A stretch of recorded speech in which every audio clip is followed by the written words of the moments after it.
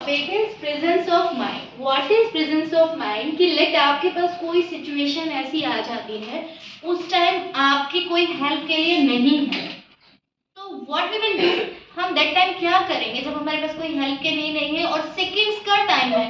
छोटा सा एग्जांपल, आप रोड पे जा रहे हैं, है ना, और एक तेज गाड़ी बहुत तेजी से आ रही है, आप अपनी मम्मा का हाथ पकड़ के, पापा का हाथ पकड़ के जा रहे हैं और सडनली आप थोड़ा सा डिस्टेंस में हो जाते हैं मम्मा और पापा, क्योंकि रोड पे ट्रैफिक बहुत ज्यादा है। अब एक तेज गाड़ी रोड पे आ रही है, उस टाइम आप क्या करोगे? उस टाइम आपका प्रेजेंस ऑफ माइंड अगर काम कर रहा है तो आप क्या करोगे? लेफ्ट साइड में आप हट जाओगे, वरना क्या होगा, वो गाड़ी आपको एक्सीडेंट कर सकती है। तो this is called presence of mind कि एक क्रिटिकल सिचुएशन में हमें कैसे बिहेव करना है, और जिसके दिमाग में ये चीज आ गई, जिसने ये समझ लिया, वो कभी भी किसी भी सिचुएशन को हैंडल कर सकता है। और ये बहुत जरूरी है ना। हम उस टाइम ये सोचिए पापा ने हाथ छोड़ दिया, गिर गए, ये नहीं होता। सोचिए हर पेरेंट्स अगर बच्चे को ये सिखाने लगे, हर बच्चा ये सोचने लगे कि मुझे आग में जल के ही देखना है, तो फायदा क्या हुआ फिर पेरेंट्स का और टीचर के एक्सपीरियंस का? कोई फायदा नहीं हुआ ना।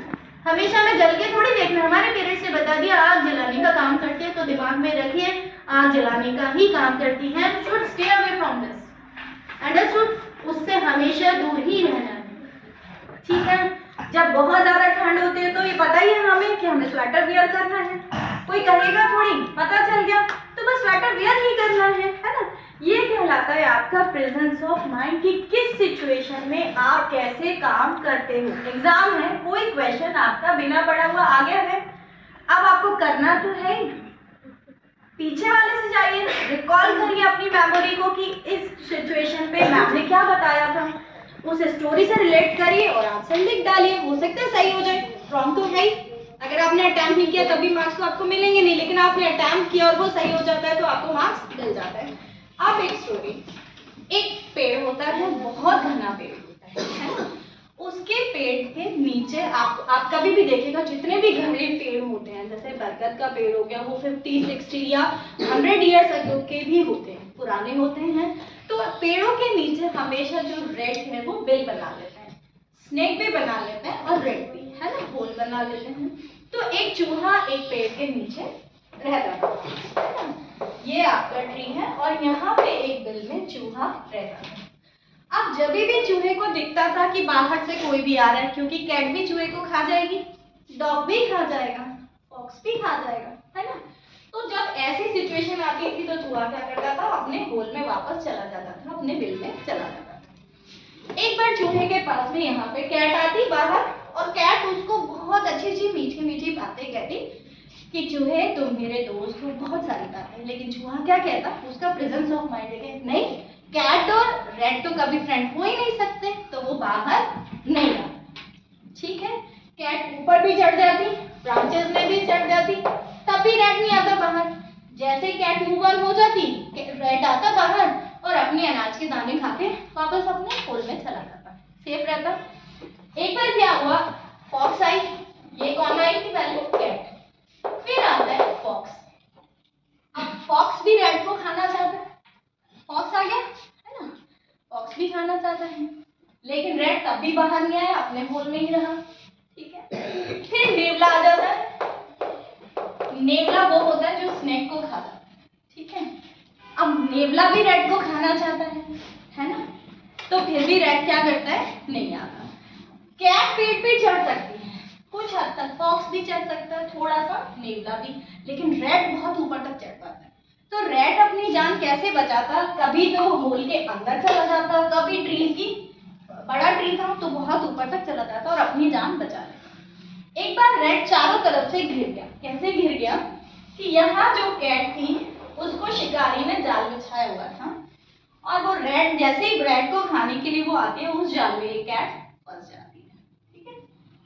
अब कैट फंस गई, यहाँ तो कैट है, अगर वो इससे बाहर निकलता है, अगर थोड़ा भी कैट के टच हो गया तो कैट उस नेट के अंदर से फिर उसको खा जाएगी।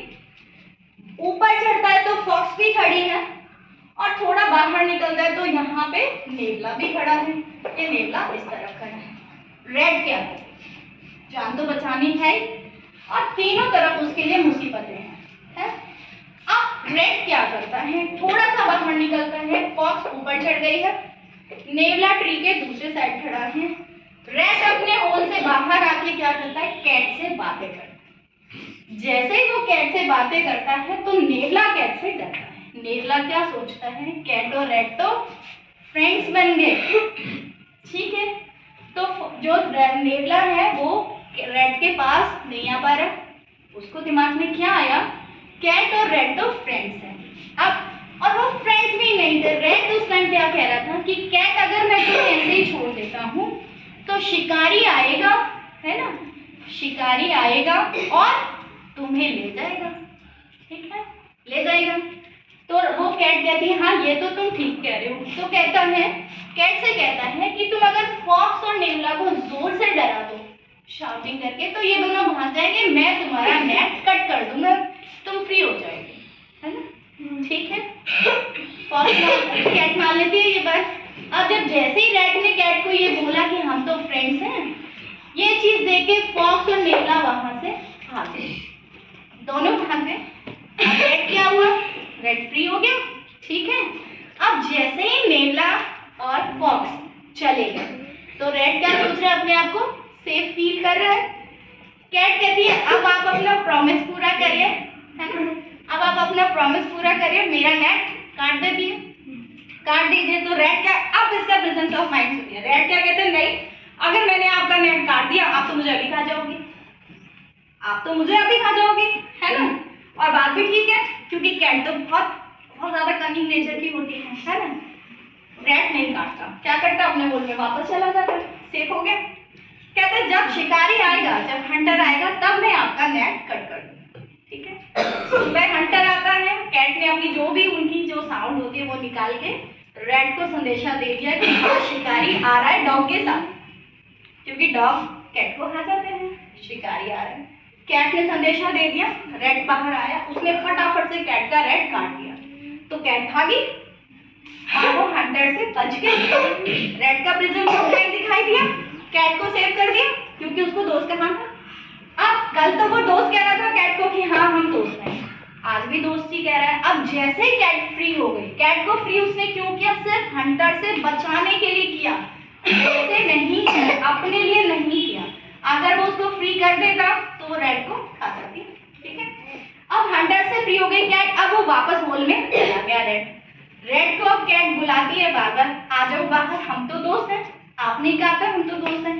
अब रेड का आंसर सुनो, रेड क्या कह रहे, नहीं अब हम दोस्त नहीं हैं, हम दोस्त कल तक, आज हम दोस्त नहीं हैं, क्योंकि अगर मैं बाहर आया और आप मुझे खा जाओगे, है ना, तो अपनी जान बचाने के लिए दोस्ती भी काम नहीं आती, ठीक है। तो उसको पता ही है अगर दोस्ती के नाते वो बाहर आ जाता है तो कैट रेड को खा जाएगी ना। तो प्रेजेंस ऑफ माइंड समझ में आया आपको रेड का, कि वो दोस्त कह रही है फिर भी नहीं बाहर आ रहा है क्योंकि उसको पता है शी वाज लाइंग, वो झूठ बोल रही है। वो दोस्त कह तो रही है लेकिन जैसे ही रेड बाहर आएगा उसको खा जाएगी। तो यही चीज आपको लाइफ में हमेशा प्रेजेंस ऑफ माइंड रखनी है कि किस सिचुएशन पे कौन सही बोल रहे हैं और आपके लिए क्या सही है। समझ गए, आपके लिए सही क्या है। आप बड़े हो गए, कुछ दोस्त आपको ऐसे भी मिलेंगे जो कहेंगे स्टडी मत करो, हमारे साथ खेल लो, ऐसे भी कहेंगे ना। आपको आपके दोस्त हैं ऐसे दोस्त जो कहते हैं स्टडी मत करो, हमारे साथ प्ले कर लो, क्या वो आपके दोस्त हैं? नहीं है ना। तो उस टाइम आप प्रेजेंस ऑफ माइंड यूज करके उन दोस्तों की संगत छोड़ दीजिए, क्योंकि आपके पेरेंट्स जो आपको सिखाएंगे वो आपके लिए सही है। कुछ बच्चे यहाँ पे स्कूल में आके भी डिस्कशन करते हैं, मैंने डोरेमोन देखा, मैंने ये देखा, और उनको देख के बाकी बच्चे हाँ ठीक है कल मैं जाके देखता हूँ या आज मैं जाके देखती हूँ। तो क्या वो प्रेजेंस ऑफ माइंड सही काम किया? नहीं काम किया। आपके एग्जाम चल रहे हैं और आप डोरेमोन देख रहे हैं, तो वो प्रेजेंस ऑफ माइंड खत्म, है ना। समझ गए प्रेजेंस ऑफ माइंड क्या है, कि उस सिचुएशन पे आपको कैसे हैंडल करना है ना। बहुत सारी चीजें लाइफ में ऐसी आएंगी दैट नोबडी वाज देयर, कि कोई हो नहीं सकता, है ना। Nobody will be there to help us, हमारी हेल्प के लिए कोई नहीं होगा। उस टाइम हम अपना ब्रेन यूज करेंगे कि हम कैसे उस सिचुएशन से बाहर निकल सकते हैं, है ना। तो एफर्ट एफर्ट्स हमेशा करने हैं। आज की स्टोरी से हमने क्या सीखा? एफर्ट्स हमेशा करने हैं, है ना।